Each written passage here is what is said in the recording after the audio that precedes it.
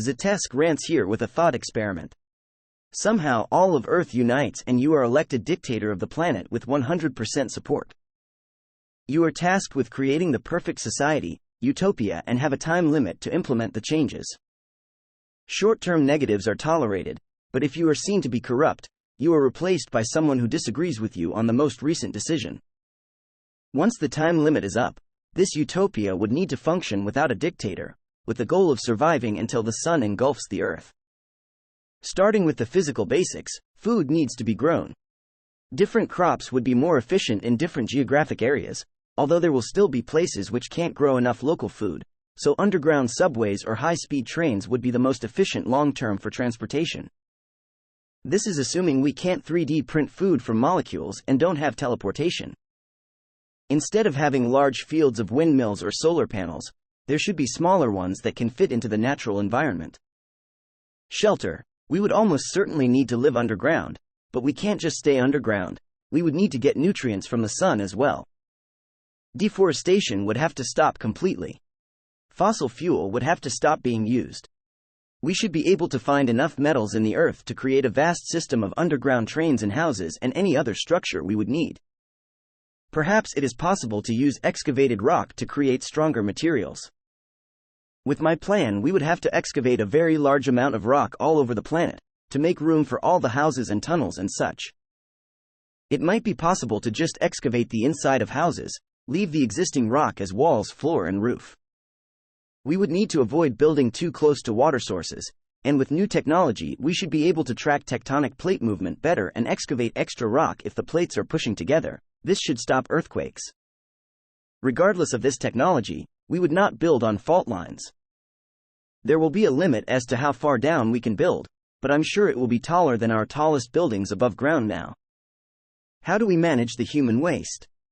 We would need metal pipelines to transport the waste, some sort of mechanism to take it up to ground level and the crops. It seems like all of this will require electricity, some sort of conveyor belt or air pressure pipe system to transport waste, lighting for underground, air circulation and filtration. We would use as many underground plants like mushrooms to filter our air, but that will not be enough, so there will be another system set up mechanically. This food predicament is a moot point if we can develop the technology to store enough nutrients for a lifetime in a small pill, have each baby swallow one pill, and then no one would need to eat again. To get all the extra power we need, it would be simple to create space stations that are just large solar panels that can fire energy toward receptors on the Earth. If the firing technology does not exist, we could have a system of energy storage units that can be retrieved from the solar space stations when full.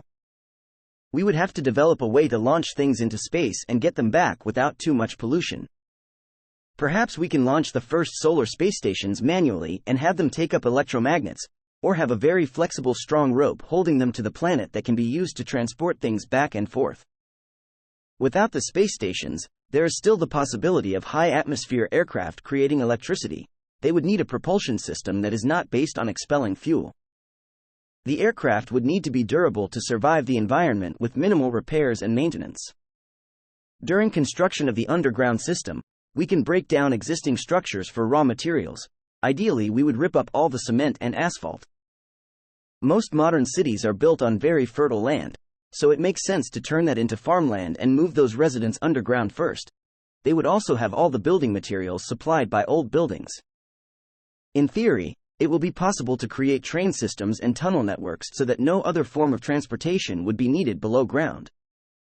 DNA from all known species would need to be collected and catalogued for future use, and domesticated animals that have lost the ability to live in the wild can be destroyed and used as food for other animals, or humans, or as fertilizer for the fields. The fields will not be what they are now, they would be much more biodiverse, having smaller plots of land for each crop and leaving space in between for other plants to grow. Depending on how well we can perfect magnetic trains, it could be possible to transport crops from native habitats to population centers. At some point, the train will have to accelerate faster than humans can survive, so the process will be controlled by multiple people, on both ends. Garbage would have to be eliminated. Food packaging could switch to washable, reusable, or biodegradable, preferably the former. There would need to be access points to the surface relatively close together, perhaps a few kilometers or a few thousand kilometers apart. These would be used for people to go outside, and also to receive shipments of energy from above, and to maintain and harvest crops. Physical appearance, geographical setup, and methods will change with technology. With the basics of food, water, shelter, and electricity handled, I'd have time to think about cultural changes. I expect most jobs to be in research development, or construction, or material harvesting. There would also need to be entertainment industry. There would probably need to some non-automated jobs in the waste sector and harvesting industry. Education will always be needed, and there will be people needed to manage energy collection. A police force will probably be required, but might need to be robotic to prevent discrimination or corruption. With any and all robots that have jobs, especially those that are important to infrastructure, the coding would have to be publicly accessible, and they would need to be self-sufficient and hack-proof. Power down and issue alert beacon if tampered with by virus or any digital or physical hacking.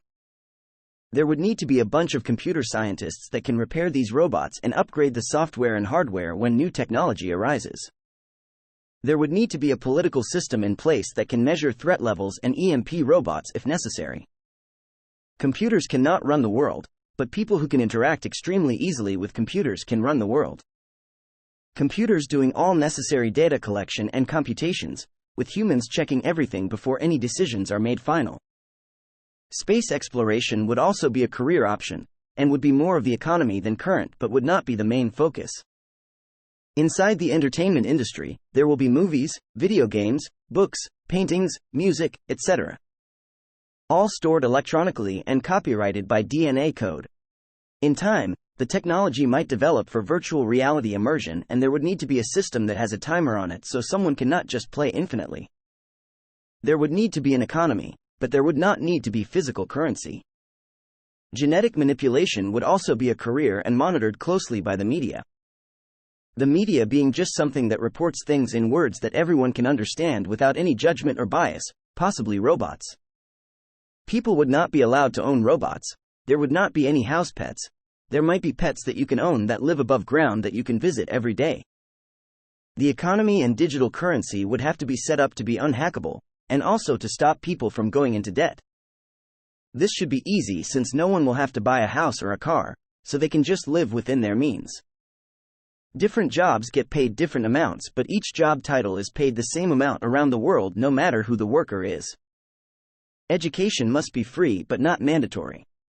It should be public knowledge that more difficult jobs pay more, and most of the manual labor jobs currently done by the uneducated would be done by robots. This will encourage people to continue their education or find something that they are good at, while not making education mandatory, which might produce resentment. Genetically useful people will need to donate some genetic material, eggs or sperm, for medical research. The economy must be set up to be similar to a free market, where intelligent businesses can prosper, but there must always be a government equivalent for every service, so that private companies cannot artificially increase prices. This will work by having government businesses have all profits going to government projects, while prices remain at a stable percentage of production cost, probably 110%. That 110% is of all costs: materials, labor, maintenance, transportation. Banks would not need to exist in the way that they do now.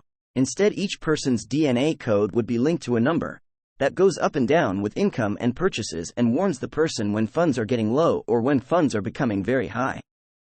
Entertainment would be based on a system in which one pays a set amount, then views, experiences the art, then either requests money back or pays more.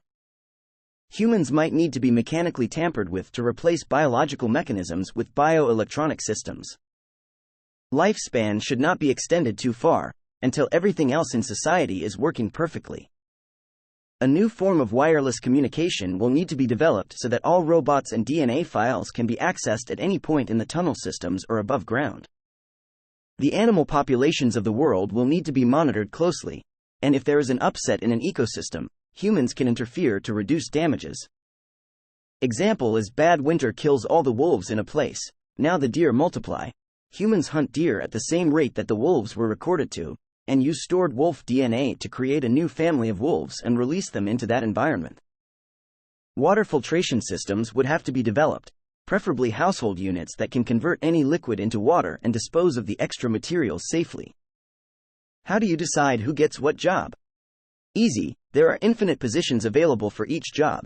Anyone can start working. If they do poorly, then it is marked on their DNA profile bank account ID, and they get a different job or return to school. With advanced enough technology, teachers can be recorded and used to help train new teachers or even to directly teach. This would not be an interactable education, so will never be the entire system. In the early stages, a new universal language will need to be constructed that is not biased towards any language or ethnic faction. Later, we hope to develop technology to broadcast thoughts and ideas without having to approximate the meaning with words.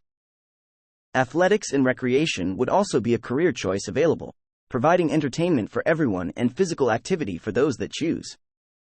Government would have to be small and divided. Each city would be able to make whatever laws they want, and it would be by majority. Cities would be allowed to have immigration laws. There would be a small global government that does not spend all their time on government. It would be people voted in by the masses, and also tested to ensure a level of intelligence. These global leaders would earn less than regular jobs and would not have a large time commitment, thus encouraging them to have other jobs as well. When they are called upon to work in government, it is because there is a dispute somewhere or a crisis or unusual excess that can be spent somehow. Ideally, this global government would only need to govern for a few hours a year. All decisions by both local and global government will be allowed to be put to census if controversy occurs after a decision. City governments will keep in contact with each other and learn from others' policies.